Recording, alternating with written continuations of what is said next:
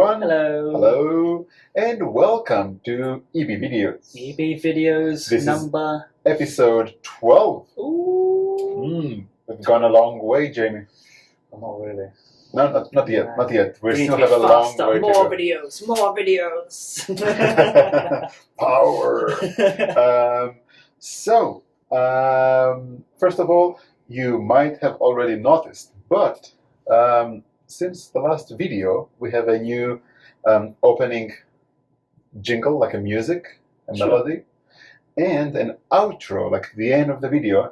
If you watch episode 11, you will see it. You will hear it. We have a bit of a ukulele or ukulele, as you might say it in Japan. Who is doing that for us, Jamie? Well. So I forgot. No. No. The person who's doing it is a teacher of ours, a Japanese teacher called Seigo. So Seigo Sensei is doing the ukulele intro and outro for us in this same room. We're doing some recording, and yeah, I think it sounds great, actually. Yeah, he did a good job. I think it's a lot better than our previous theme song. Because it's a little bit more natural, a little more homegrown. And it has this relaxing vibe that we really like to have, and is part of what makes, EB Videos, I think. That's it, yeah. So, Jimmy, we've been through different topics, some seasonal ones, some just generic ones. But, I want today to kind of come back to what we are actually focused on here at English Buffet, which is... serious. Not serious, not crazy talk like that. No. But we are going to be talking a bit about English itself. And I was hoping today we could talk about a couple of points about English that are very often confusing and confused by students and confuse students. So 3 common mistakes, 3 often misunderstood points in English is what I want us to talk about today. I think we're looking at a few words that sound quite similar, but maybe have some slight differences that can be quite important in casual conversation. So all right. It's good ones to listen to, isn't it? Yes. So what do we have first? Should we kick it off? Let's kick it off.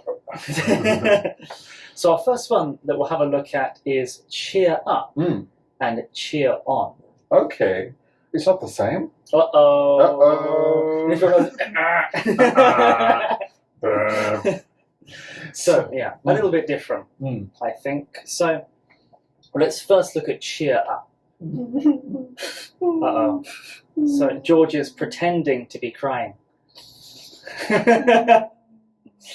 So, what should we do to cheer him up? So, maybe we could get him... Maybe we could get him a cake. Yay! So, I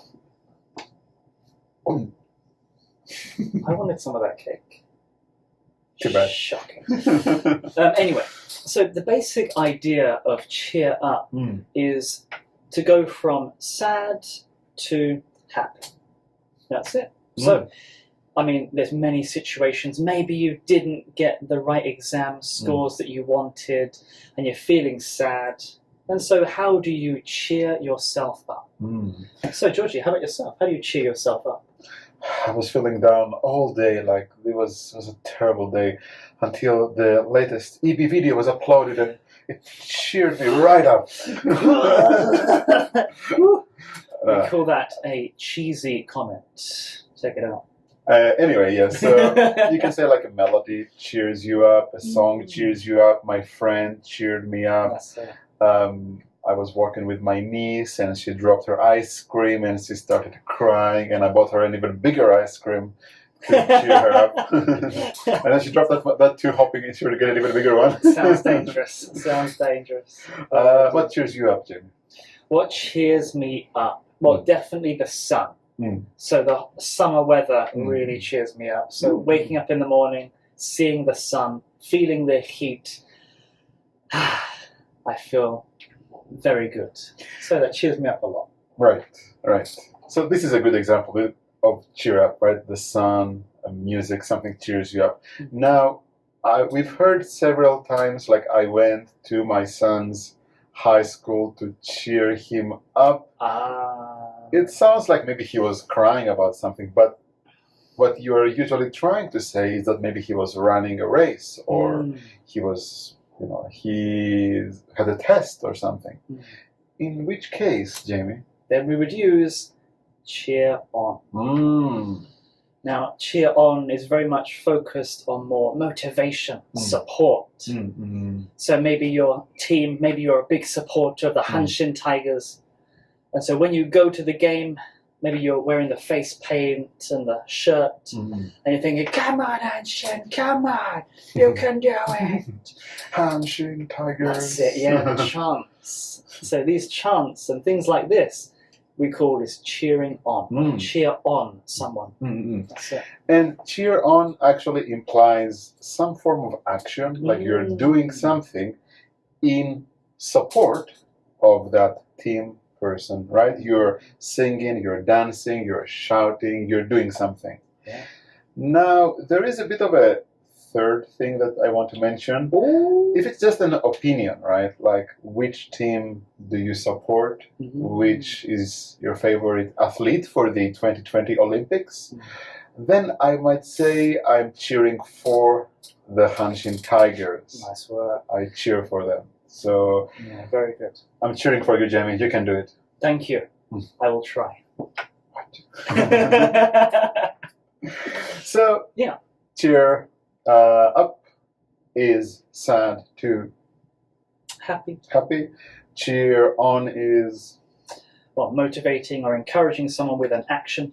Very good. And cheer for would be who you support.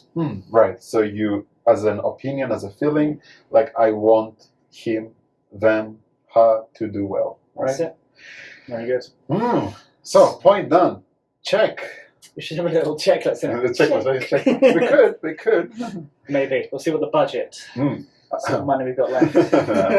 No such thing. All right, what about the next one? What are you thinking? So I want to introduce actually one that is very often confusing for students. And actually I was talking about this very morning with some students. And it's the word almost. Almost versus, for example, must or mostly. So almost, mostly. Now, it's a bit of a confusing thing. Grammatically speaking, almost is an adverb. So in Japanese you would say fukushi, which means, like, as an adverb, you can't really pair it with a noun. You can't say almost pen. It's almost pen. Sure. It sounds something is strange there, right? But you can pair it with an adjective. It's almost ready. I'm almost full. just enough room for one more slice of cake. You already ate all the cake before. You don't need any more cake in it. I'm cheering up. That's one. And the other one is almost with a past verb, like I was leaving the house and I almost forgot my wallet. I almost always do that. So I almost forgot means I nearly forgot. I was maybe leaving the house, I was at the front door, like, wallet, and then I got it. So now I have my wallet with me. I almost fell down the stairs means I'm okay. I was like, whoa. Close to doing that. No. I'm okay. I didn't fall down the stairs. Sure. So close to, right? And like Jamie said, almost plus adjective. Almost always. Almost all. Almost every time. That one is okay. It means nearly always. Nearly every time, right? So, Georgia, is there something you've almost done? Almost done. What do you...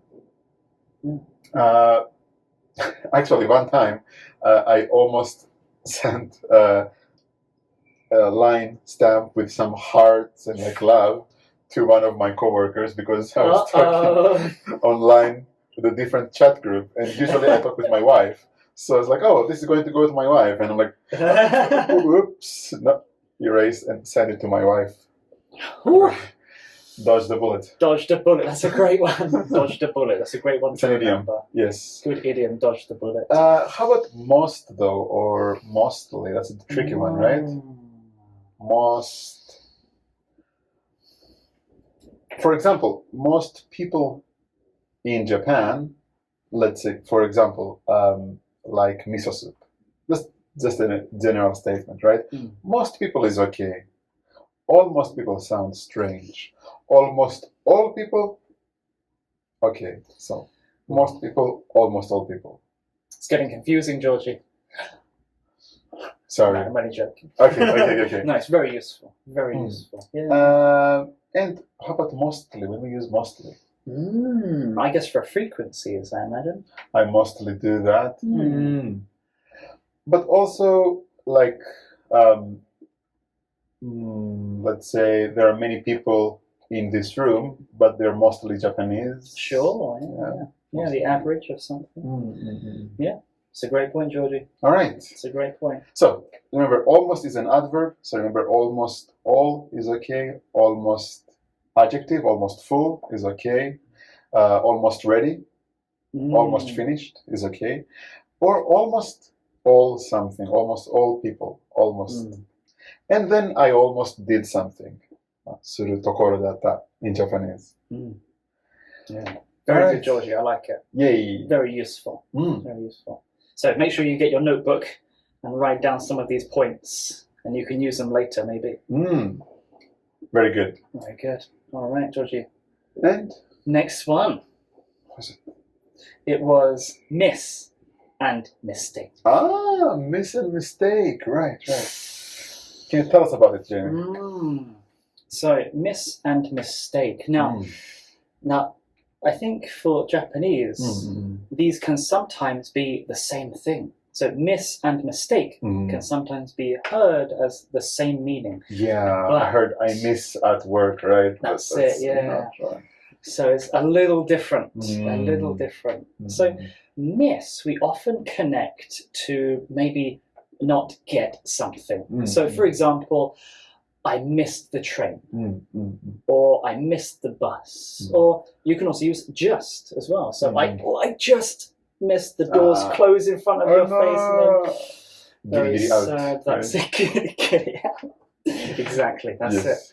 And also things like maybe if your boyfriend or girlfriend maybe goes somewhere, it's like, oh, I miss you. You might hear this one often in love songs, right? I miss him, I miss her, I miss you.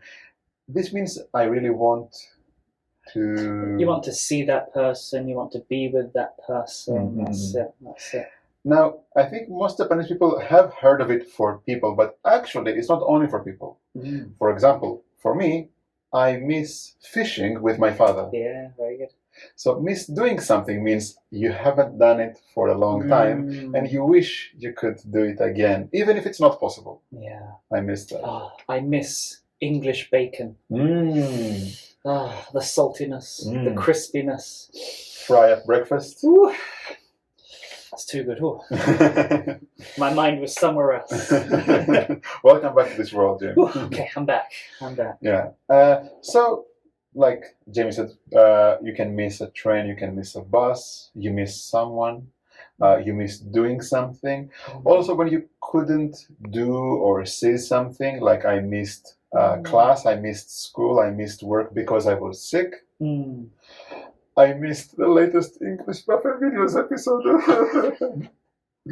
For example. That's exactly it. So, George, what about the other side? The mistake.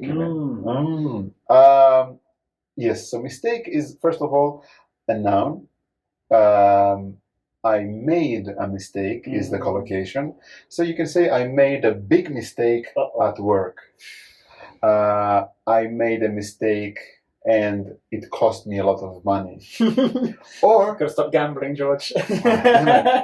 or something was a mistake. That was a mistake. It was a mistake. That's it. It was my mistake. It was Jamie's mistake. Please don't say I was a mistake. That's very sad. But my brother was a mistake. No, I'm really joking.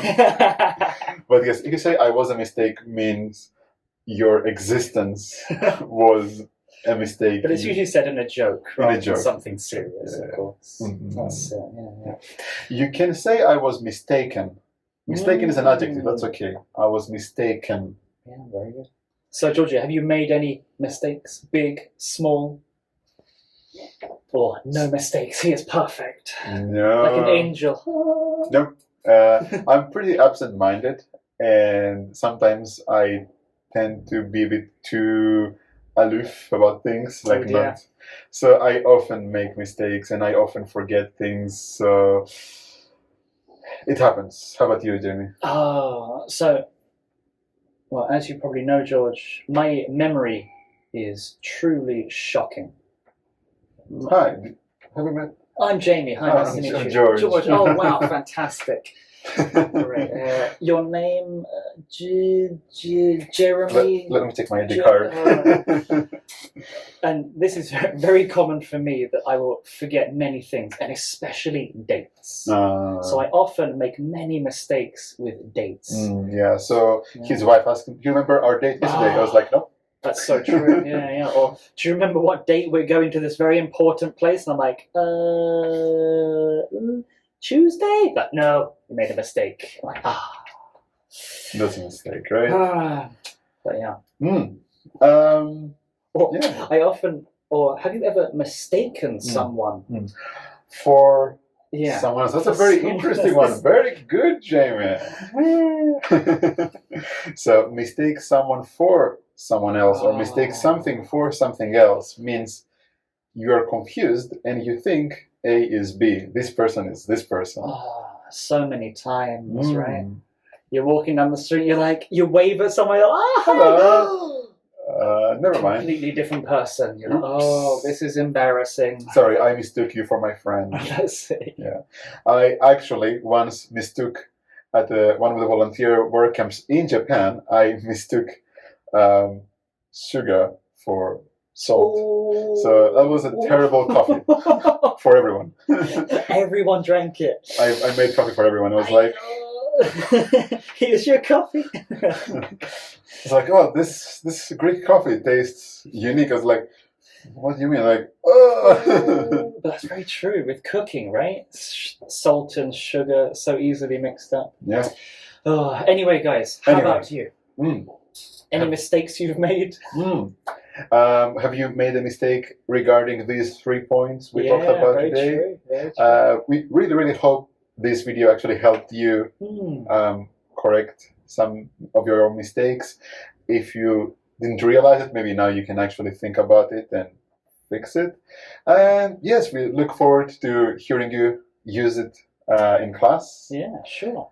And again, if you like the video, like, subscribe. Yes, share it if you want. And enjoy the outro music. Thank you, Seiko Sensei. See you later. See you. Bye-bye.